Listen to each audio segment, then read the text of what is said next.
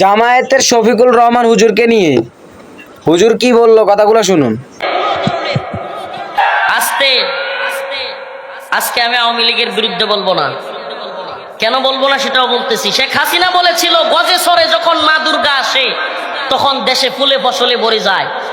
High রে, ফতুয়ার অভাব ছিল না। শেখ হাসিনার এই কাফের এটা সেইটা ওয়াজে মঞ্চে এই নে সেই নে সব জায়গায় একই আলোচনা।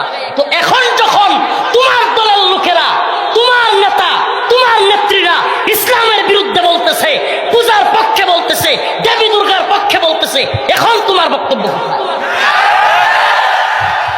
হাসিনাকে যেই কারণে বিরোধিতা করেছি, ভারতের গোলামি করবার কারণে, ইসলাম বিরোধিতার কারণে, সেম ভাবে এখনকার কোন নেতা, এখনকার কোন দল, এখনকার কোন নেত্রীও যদি ইসলামের বিরুদ্ধে অবস্থান নেয়, হিন্দুদের পক্ষে নেই, দুর্গার পক্ষে নেই, পূজার পক্ষ অবলম্বন করে, আমরা তাদেরও বিরোধিতা করি।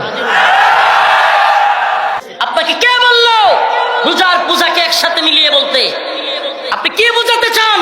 মুসলিমরা রোজা পালন করে যেমন সঠিক, আপনি পূজা পালন করেন সেটাও সঠিক? নাউজুবিল্লাহ। কোথায় পাইছেন?